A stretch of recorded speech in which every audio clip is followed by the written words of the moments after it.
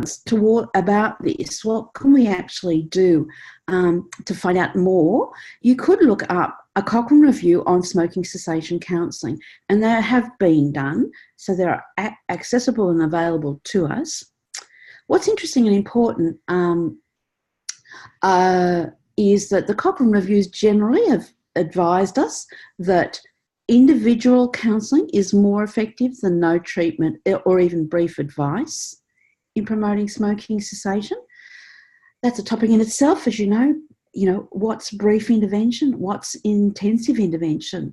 How brief is brief? Brief no longer is just asking somebody if they smoke, but actually actively promoting smoking cessation, being proactive, and that then becomes much more than brief.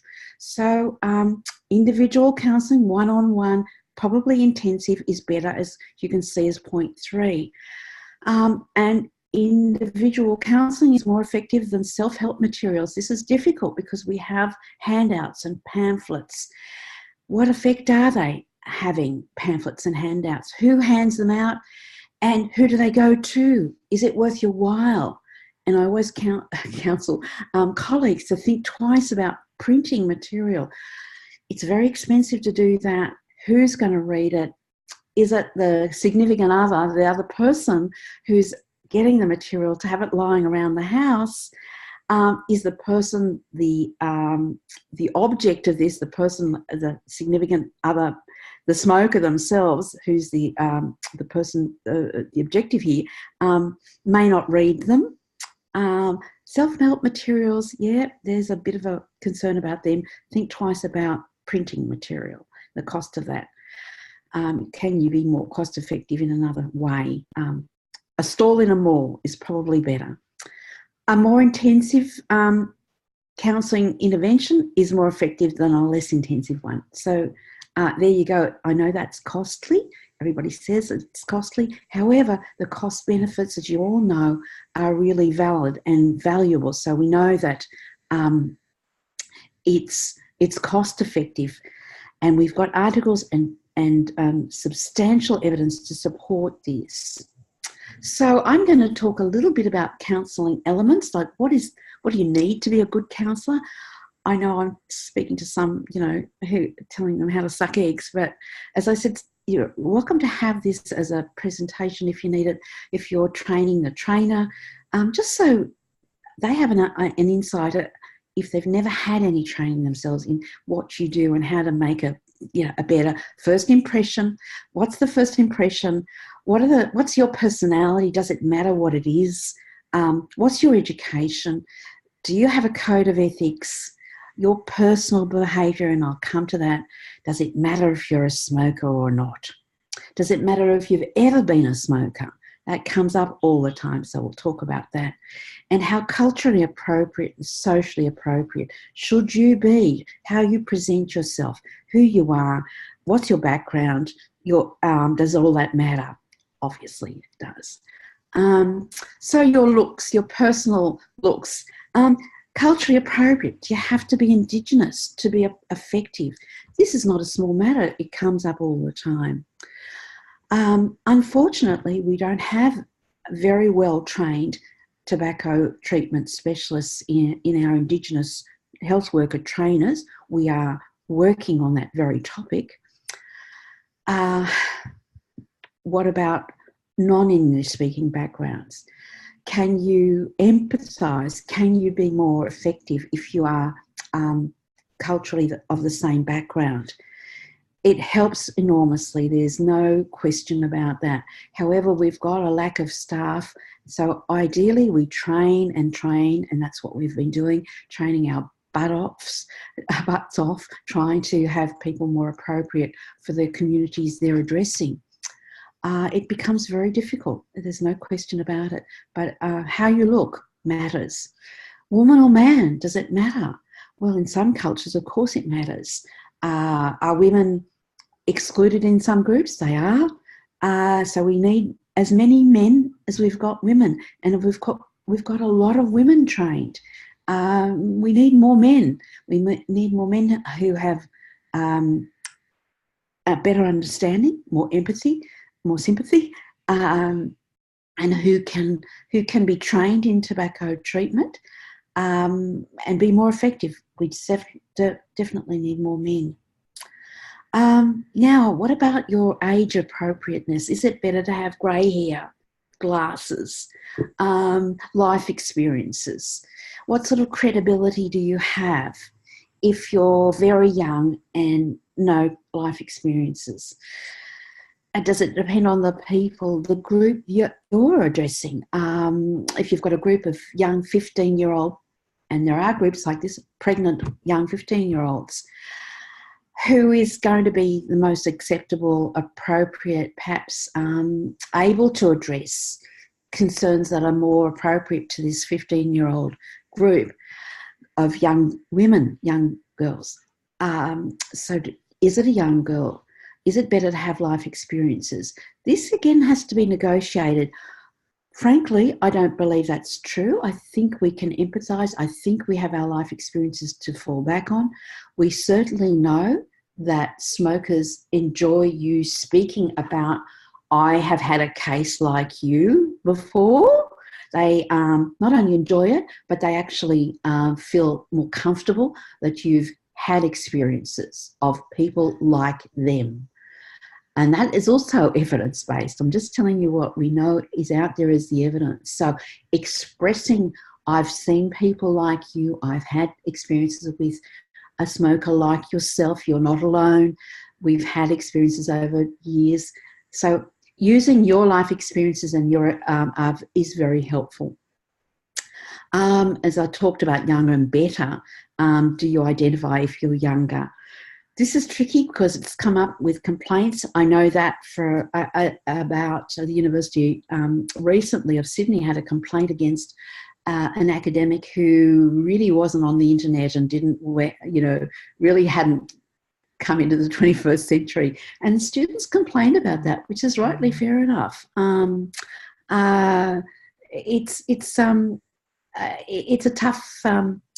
a tough one to address if you are a bit of a Luddite, but you have to get with it.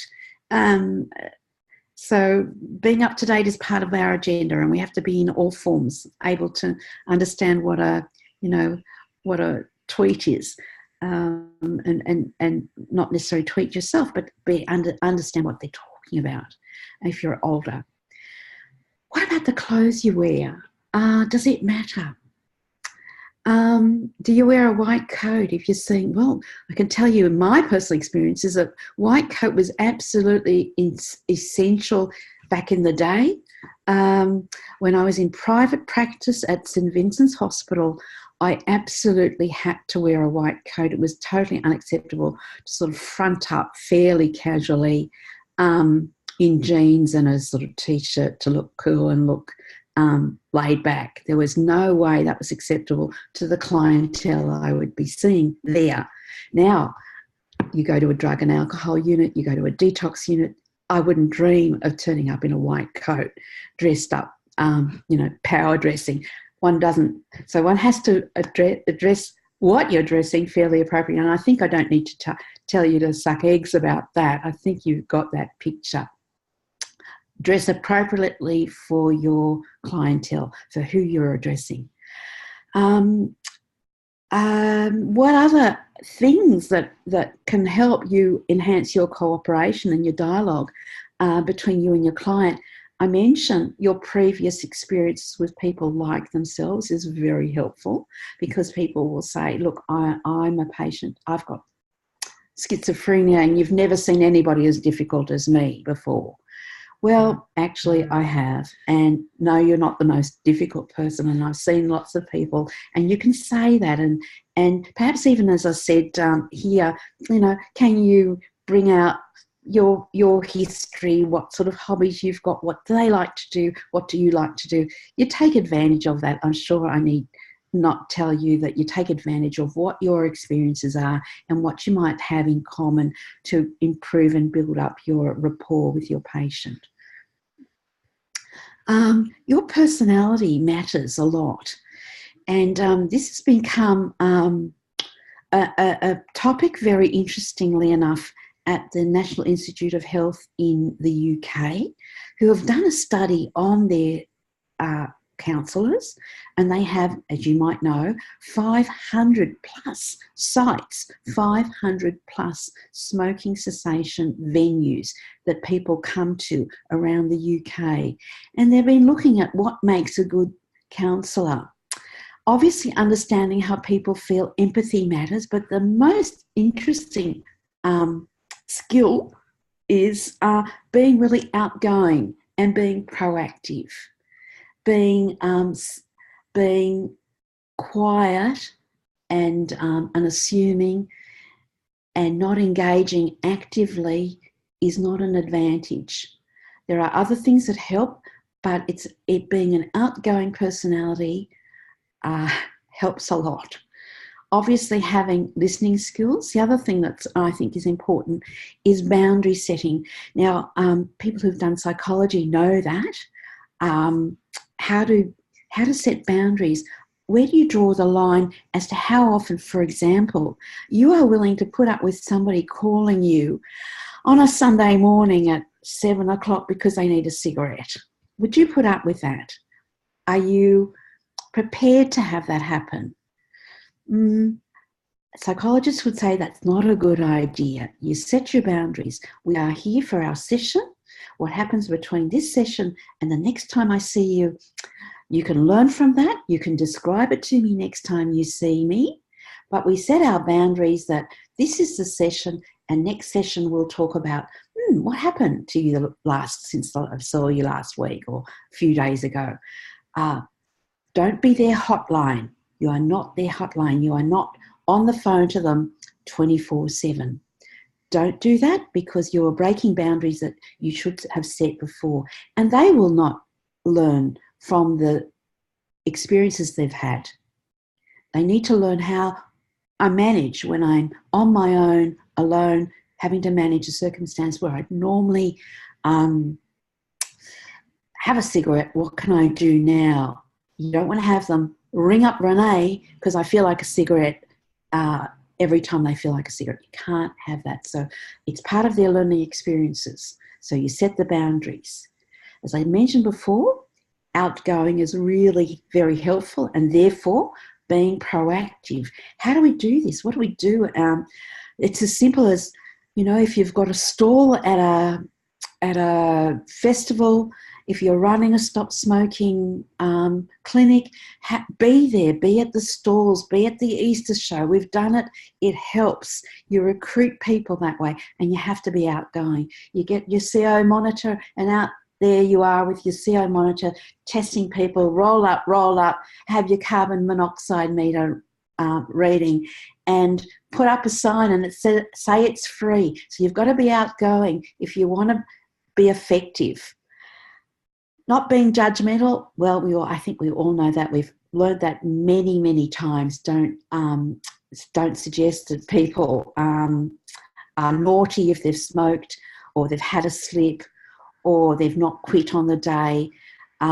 We know to be non-judgmental about that. We learn from our experiences, and I think that's the message about not being judgmental. Now, here's a really good one about not nagging. Don't nag. Now, there are papers on this. Last year, for some of you might have known that we did a little bit of Well No Tobacco around the don't nag principle. And don't nag means things like doctor saying, have you stopped smoking yet? Hands on hips. Are you still smoking, Mr. Bloggs or Mrs. Smith? Or, have you done something about, have you quit? Haven't you quit yet? This nagging, not only is it not effective, but it's actually been shown to be counterproductive. And in fact, A, smokers may go see somebody else, and B, they get so irritated by that, family members included, your family members on your case about your smoking, our smokers get so irritated about that, they're down the shed having a cigarette because they're so cheesed off. So nagging is not something we would do as counsellors, we know, but also to recommend to our patients, our clients, that their family members, that the their loved ones who are, all very well-meaning, don't nag, because we've got good papers to strongly not recommend to do that, to get off the case, get off their cases. The point about being a critical thinker is to stand back from the patient and be able to analyse their commentary, their experiences, and to keep, the basic background to that is be educated, be up to date with material so that you can be aware of why they might be doing what they're doing, what circumstances might provoke a relapse, what circumstances might induce somebody to want to drink, or their medications may be going awry, as you know. So you need to be able to analyse and step back from the conversations you're having to be able to be aware of circumstances that they may not be aware of. So that's part of what you need to do. You're going to be able to critically analyse what your smokers are saying, to be able to engage with them and educate them. The last point is, can you conduct and lead a group? This is not a small matter, and there's whole textbooks on that topic.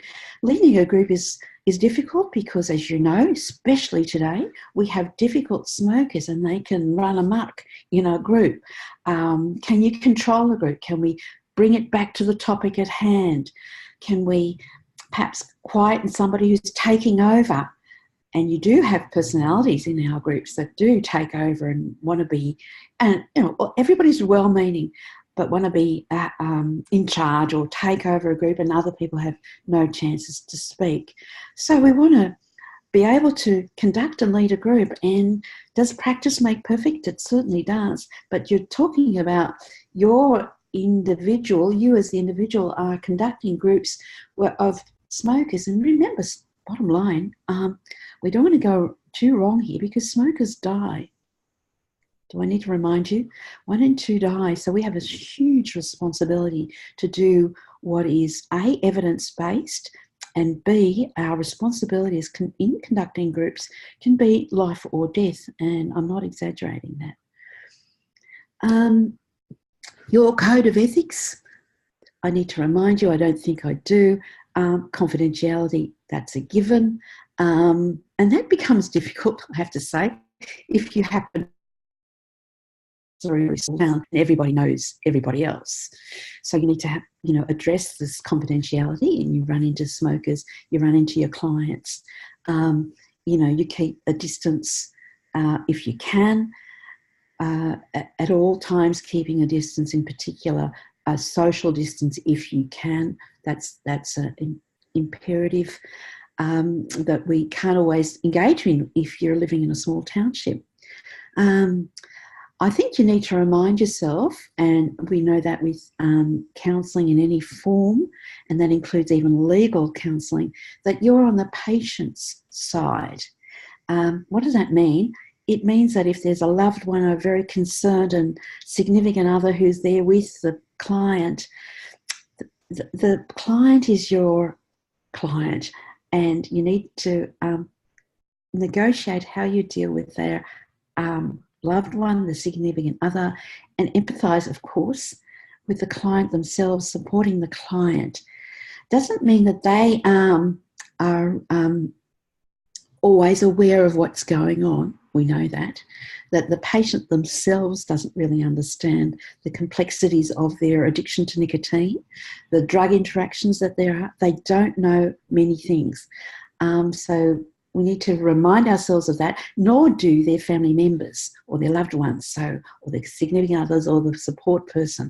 So we remind ourselves that we are on the client's side at all times, even if at some point it means putting the significant person, the support person, out of the room. That's happened to me many times. That really, we'll talk later, but I'm negotiating now with the client. Imposing your own values, attitudes, beliefs and behaviours, that's a tricky one. As I'm sure, again, there are some non-evidence-based advice being given out.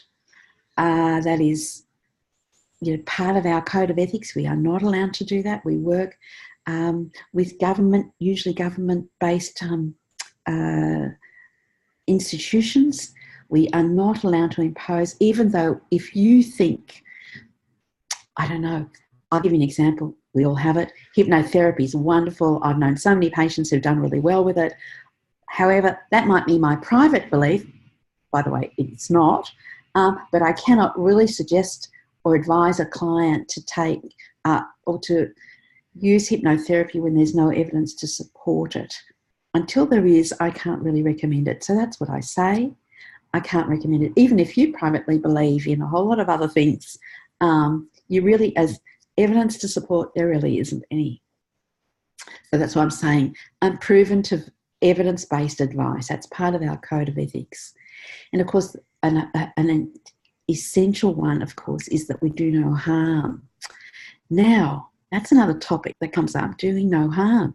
If you suggest to somebody that, oh, well, you know, it's pretty harmless. Harmless. Now, is harmless, does that mean, well, if I suggest to you, and I'll give you an example of that, some of you might have heard me on this topic before, drinking a lot of water to flush nicotine out of your system, you know, drink water. There's no evidence to support that. Does it do no harm?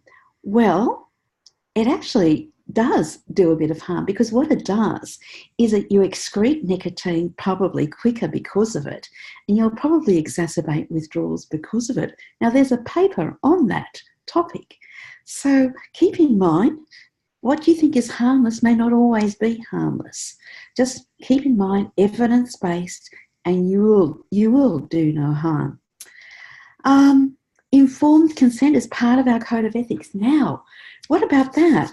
Do you go through the whole gamut of list of withdrawals? Because, you know, there's a lot of them. Do we say to the patient, day one, come in the door, hello, now this is what might happen to you. Your chances of quitting might be 50-50. And while you're in this is what might happen to you. Do you actually do that or not? Should we do that or not? Do we need to tell them? It might take now, let me tell you, it might take 14 attempts at quitting to quit. Do we say that? And this is their third.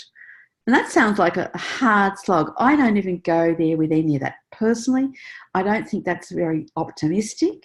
I'm here to suggest that we will do our best. Today, this is going to be, you know, the beginning of a relationship that we have. My patter, my line is, this will take time. They've had very poor experiences, most of our clients, in the past. So I don't say your chances of quitting aren't very good, but I explain why they haven't done well in the past. And I think that's really telling. And we will describe and discuss withdrawals and manage them. So the whole strategy we have is managing your withdrawals so that we improve your chances. And are we going to even talk about quitting? Now, that's another topic on its own. I don't even talk about quitting. I'm talking about managing your smoking, and that's increasingly the language we like to use. If you say quit all the time, it's like that nagging. They've been there, they've done that. Quitting, if they could have, they would have. So maybe we change the language, managing it, getting it, and we're going to get successful at this, managing it better. With, of course, the ultimate goal is to quit. We all know that. They know that, and we know that. But we maybe use a different wording, different strategy, different language. So I've just dug this little scale up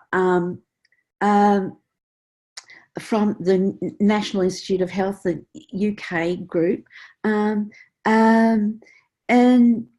how you balance what you're doing, you know, the voice of the medical groups of people, their tools, their techniques. I've mentioned some of these already, and they're our patients' real lives. So what we've got is sometimes a bit of a disconnect. We need to be able to their capacities, our patients' capacities, our clients' capacities to juggle what they're told and what they can actually do in their real life. And real life circumstances are terribly important, of course. And again, it's just a way of putting it. If you want to photocopy this and put it up, that's just understanding when you can appropriately address their concerns as well as their real life with what we know and some of the advice that might be medically based, but correct, but may not so balance up well with their real life experiences. So again, I was saying that a little bit before. Their real life and their real worlds are what we also need to address. So it's just a little, I guess, cute little balance for you to have a look at. If you like to photocopy it, it's fine. It comes from the NIH in the UK. Now, here's the other important thing, which we all know has what's called, like the way you look, these are called placebo effects. But this is actually more than a placebo effect. Placebo effect is that, you look credible, but to add to your credibility, and we know this is the case, the more you know about the topic you're talking about, the better your confidence and the better your credibility. So you look more credible because you know what you're talking about. And you know what you're talking about because you're well educated on the topic. The more you know, the better you interact, the more respected your advice is, because you have heard this before, you've read about it before, you've read articles about this, you keep up to date. I cannot impress you more than keep up to date. Be actively looking at websites like Medline. Don't Google. Well, you can Google, but Medline, do the medical Googles, look at medical information, look at credible information that will help you and help you with your advice. And as I said, the more you know, the better they do. We've got evidence on that. So that's terribly effective to know that. And you won't be effective if you don't actually believe what you're saying. Now, we can't fake that. But again, it's informing yourself, being better informed, being up to date. Up to date, you've got to know a lot about smoking. We all know that. Smokers will ask you questions right out of the blue, out of the box. And you've got to know it enhances your credibility. So you've got to be kept up to date and read all about it. Don't go away from a patient saying, I don't know the answer to that, unless you really need to look something up, which doesn't enhance your credibility. So be kept up to date, keep yourself up to date. That informs you and that helps you inform your clients. Now here's another tricky one. Your personal behaviour. Practice what you preach. A smoker who's counselling on smoking cessation. We can have a discussion about that. I'm interested to know what you believe and what the evidence shows. Do you have to be a role model? I mean, there's no doubt about it. You can't be a smoker and be an effective smoking cessation treater, specialist, certainly not interventionist, certainly not counsellor. They're known to be, this group, and it's been done, folks. The evidence is there. You've got a list of references at the end of my presentation that smoking health workers don't do well, don't initiate smoking cessation, are embarrassed about it, therefore don't do it, and don't do good interventions if they try to put it aside. They're not as effective. So that's, in a nutshell, it's important to be a role model and practice what you preach. Tricky, difficult, I know, it's come up. What about being an ex-smoker? Now, I've got colleagues who, and you might be asked, and I've been asked, I might add, not very often, I'm in fact rarely asked, have I ever been a smoker? I don't know why. It's rarely been asked of me. Perhaps if you're younger, your clients might ask you. Does it help to be more effective if you've had the experience yourself? You know, the answer to that is, do you need to have had an infarct to be a cardiologist? If we see this as a medical problem, as a, you know, diagnosed as an addictive behaviour, do we have to have been an addict? In the past, that was considered to be one of the criteria, one of the credentials of being a therapist for drug addiction, a counsellor, was a past history of use. Now, that's really not credible today. It's not, there's no evidence that that's effective. In fact, it might even be somewhat counterproductive because people go back to using, relapsing, and then that doesn't show much credibility at all. So do you need to be an ex? I don't believe you do, and there's no evidence that you do. So I'm just pointing that out for those who can argue either way, and I'm happy to hear your arguments. Now, here's another question. Is it your role to be their social worker? Sorry. Or is it your role? Or is that who you are? Because our smokers, as you know, everybody knows this today, have difficult lives. They have a lot of stressors in their lives, a lot of complications. You know, can't you help when they say, look, my life is terrible, and if I didn't have, these circumstances, I wouldn't be smoking. Well, we don't see that very often, that they wouldn't be smoking if their lives were better, though it is dominated, there's no question. Our smokers are dominated by people in the lower socioeconomic group, simply because their lives are stressful, they have difficulties, there are more, financial difficulties, social difficulties. Are we there to manage that? This is again, are we there to help them? A patient once said to me, I live in a housing commission, and the carpet is green and I hate it to such a degree. I loathe that if can you write me a letter, she said, to the commission to say, can I change the colour of the carpet? This is true. And I'll never smoke again. What's your view on me writing a letter to say, can we please change the carpet colour, which so irritates this client that she's driven to smoking because of it? Now, I think that's one of the many reasons she probably smokes. That would be one of them, potentially. But I don't think that changing the colour of the carpet would help her manage her smoking, I think. So, and it's really not my role to do that.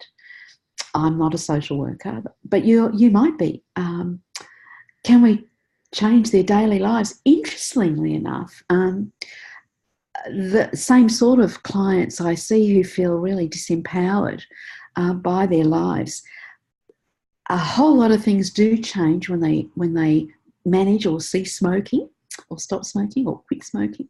It empowers them. So you do change their lives, but in a very indirect way. The first thing, of course, that happens to many of our clients today when they don't smoke anymore is they save money. They have a lot more money in their pockets, and it's very noticeable to them almost immediately. And that's tremendous. So, yeah, you do change their daily lives, though you haven't done anything about the phone bill they've had, or even the response to the phone bill they've had. But you've now been able to help them pay their phone bill. So that's an interesting, thought. Have a think about, where are you in their lives? If they've got abusive family or partners, do we need to manage that? Of course, it has a role in their smoking. The question is, what do we do about that? Who are we? Do we need to have on hand? And I do have on hand psychologists and social workers and other people who can address this better than me. What about, is it your role to impact on others? What about the smoker's family? Now, that's a bit closer to home. And the reason why it is your role is because they impact on the smoker who's trying to manage their smoking. In particular, if there's smoking going on in the home and our client's trying to quit, and there's smoking going on inside the house, we need to be able to address that. And then it is your business to say something about the other, your environment. And we always ask that. I know you know that, to ask what's going on in your environment. Are there smokers near you, at home, at work? What influence do they have? What can you do about the influence that they have? Because smoking in small confined spaces, I'm sure you know, in the car, in the home, is a trigger for relapse. So we need to have people excuse themselves from somebody else's cigarette smoke. When they smoke near you, you need to, you can say, please don't smoke near me. That often goes down like a lead balloon. But you can excuse yourself for the time that they're smoking. So you need to talk about the family and their environment. So it is your role. And do you expect everyone to have quit smoking? That's pretty optimistic at best. We hope people manage their smoking better. We're looking at much, much better improvements on outcomes. I'm sure you know, and if you've been up to date with the evidence, that many of our treatments can now look at 60%, 70% long-term abstinence rates. So long-term meaning more than 12 months for this difficult group. So don't assume this difficult group are too hard to treat. I don't believe it, and I know we can help them really well. Even the most difficult, no such thing for me as too hard. What we do need to know a little bit more for those who work in Indigenous, in particular, I'm pointing this out, what are successful elements of in Indigenous and Torres Strait Islander and Aboriginal groups. What we know about counselling is really anecdotal. People like to say, yep, we know a group is good, or a male for male groups and females for female groups. Counselling should be younger, should be older. Yeah, it's good, they really like it. Yeah, but that's all anecdote. What we really need is a bit more evidence for those who are working with Aboriginal and Torres Strait Islander communities who are listening in. We need some evidence. Can you collect some data? Can you ask the smokers and write it down? We're very keen to have some publications on what is appropriate. Maybe one-on-one isn't appropriate at all, but we do it. Some of our groups do it. Some have groups only. Maybe one-on-one is better. What about our group? Asking your clients and writing it down, recording what they prefer to have. What is their preference? So I just want to finish up now with some time to speak. And if there's question time, Kevin, that's up to you. Here are some references for you to look at. There are all sorts of guidelines, and I just thought I'd mention, one particular writer I'm very interested in, and that's Herbert Benson, who's written, I've cited here, about the placebo effect and the evidence for that. So wearing glasses makes you, in some cultural groups, more knowledgeable. As I said, white hair. Does a coat do it for some? A white coat in some countries in the world, and I've recently been in France, which was very hard, and working in Paris in a hospital where you absolutely compulsory have to wear a white coat. There is no way any health worker would not have a white coat on. And here in Australia, that's completely the opposite. It's seen as a bit pretentious, and we don't do it. So that's very interesting, isn't it? So how culturally appropriate is it in the group you're working with? Should you wear a uniform? That's another. Benson talks about that. Wearing a uniform helps distance you a little bit, takes you a little bit apart from, even though you might know, you live in a community where you know everybody, wearing a uniform just might separate you at the time of your interaction when you see them. And if you see them on the street in your jeans and T-shirt, it's a different interaction. So just I make a comment on some of these things that are really worth having a look at. So perhaps, Kevin, if people log off before we finish off, can I just a little ad for next time? The next presentation is on the 25th of September, which is a Tuesday, so it'll always be a Tuesday, the last Tuesday of the month, September the 25th at 12 o'clock, and Gemma Earnshaw from the Cancer Institute is going to be speaking on the smoking cessation framework for New South Wales Health Service. This is a very dense and really interesting framework that they've initiated for New South Wales Health for collaborative work on smoking cessation. And Gemma Earnshaw is going to present that next time. So Kevin has put something else. Yes, thank you very much, Renee. I've just launched a little poll. Yes. And people are polling, and the majority strong support for finding the seminar very helpful. We have a few that have suggested they may have topics for future webinars. We would love that. And I think what we'll have to do at this stage is by email. I asked Zoom whether we could have an open question field, and they liked the idea, but we haven't got it in place as yet. Now, there is the facility to ask a question, and I can switch the participants on with video and sound. Matthew has triggered a hand up. I'm not sure quite how you do that. Renee and I are brand new to Zoom here. I don't know whether Matthew has a question, but you can chat then, and I can switch Matthew on. Was the hand up accidental, Matthew, or was it on purpose? I will promote you to have some sound here, allowed to talk. Matthew is not using the current version of Zoom. We'd have to promote him to be a panelist, which I've just done.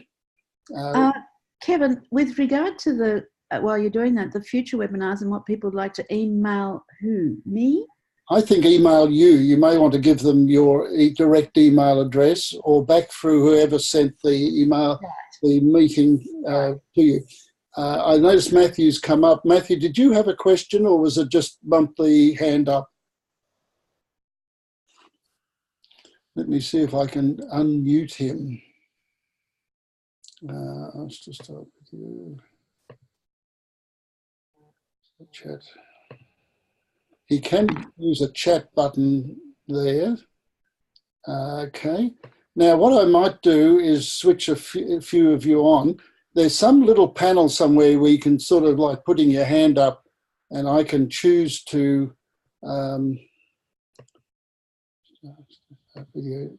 switch you on if you have a question, or a question for Renee, or you'd like to make a comment. Okay, no hands up at this stage. I guess we're all new to using this. Amy has a question. Allowed to talk. Amy. Okay, unmute Amy. I think you're... Is that me who does that? There, can you hear me now? I can hear you, yes. Oh, lovely. Oh, no, Kevin, I was just wondering if we use the Q&A function, is that easier than the chat function? Yes, that could be good. Yeah. I was just going to, sorry, my comment was well, more than a comment.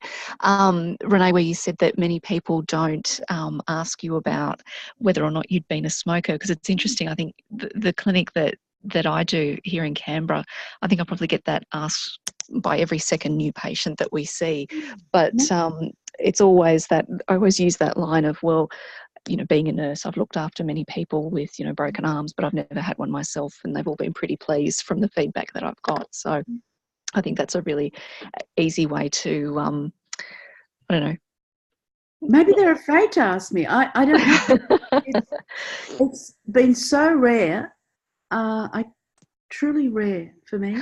But too, I think where we run our clinic, it's in a hospital. So the fact that, you know, I'm a nurse and I sort of, you know, look, I don't have a uniform, but then the doctor, he's got his coat on and, you know, he's generally wearing a tie. I think that's what people expect. Sorry. Can you still hear me? Yes, keep going. I just promoted you to a panelist. Oh, okay, but my camera's not working. That's okay. Not to worry. Oh, hang on, no, there. stuff. As I Oh, say, Amy, I've been in hospitals for decades and decades. That's where I work. mm. I don't, I'm quite sure what it is. Why? Look, maybe because my doctor's an old man and they like old men in suits and ties, and yeah, I don't know. but yeah, that if I do see someone out in the community, I don't make an effort to kind of look as suited up, I guess, like you said. Yeah.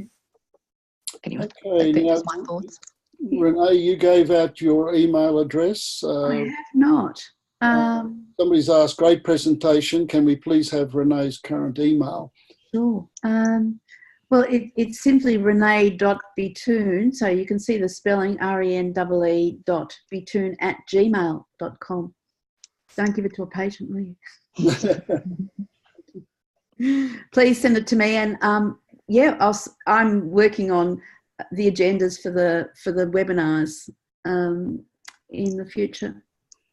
Renee, do you know how the memberships to with APSAT are going? I know I put mine in last week and they asked for documentation. They were going to check things, and I just want to check that if you use me as an have you used me? I can't remember. I have, yes, as the nominator. As a nominator, let's just double check. They ask me, do I know you? And that's all. It's pretty quick. It's pretty quick. And these webinars, for the moment, we're allowing everybody to access them who's on our listserv, who may not be a member of APSAT or may not even. And we'd like you then to go on to becoming a member of the Association of Smoking Cessation Professionals, now called the Australasian Smoking Cessation Professionals. So it includes New Zealand. And we're just working on an application for, but a form really, but you'll get all of this. And you can remember for sure. Thanks. That's it. It's just a bit slow. We're very grateful for two groups, for APSAD for taking us on, which has been fantastic, and for Kevin Price and his team at the SDAs, those vendors, for supporting us for this webinar, which is great. So, yeah, we're happy to do that. We certainly appreciate Renee's contribution in this area over many years. I thank you for being patient with us. It's the first time we've used Zoom, but I think it's come through fairly well. The only persons I've got connected here is Amy, and you've heard it fairly clearly and sound. Yeah, there were just a few times where it dropped out, but I think that's more to do with my connection than anything from your end. Kevin, we've got 4 Q&A. Yes, we're down to the questions. We've talked about. N. Westcott said, thanks, Renee. A number 28003229 says, interested in asking those questions you suggested regarding our Aboriginal community. Whose brain can I pick? That's from Maria from Forbes. Me. Yes, definitely. Because Renee does work with Aboriginal health services, don't you, out west? I do. I'm a consultant to what's called NINTI, and also, of course, I regularly go to Broken Hill. Broken Hill, I've been going to for years, to Marimar, if you know that health service, the AMS day. So I do a lot of Indigenous health work, and there are some really missing gaps. That'd be great. Yes, get in touch with me. Now, Deborah from Deborah Dorset, is it? Are we able to get a copy of the presentation, please? I've actually got it recording in the cloud. I'll need to work out how we do that. I'll probably stop it recording in a minute, and then we might be able to publish a link to those who participated today, and they can watch it if they choose. Let me work on that. Renee, sorry, just quickly again, when is the next training course that you do? That's good question. Just let me look at my diary, paper diary. I think it's in October. Sure.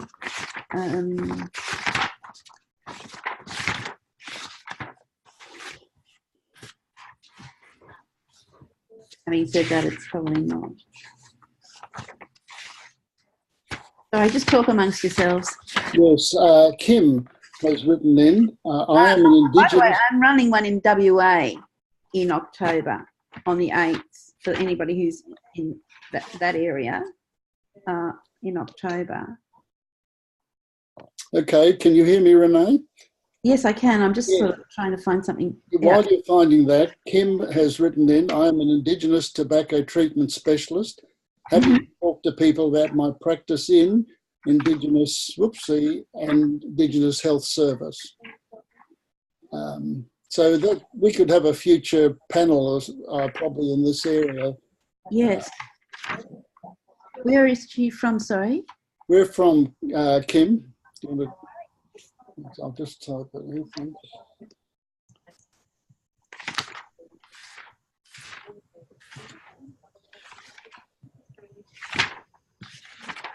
Okay.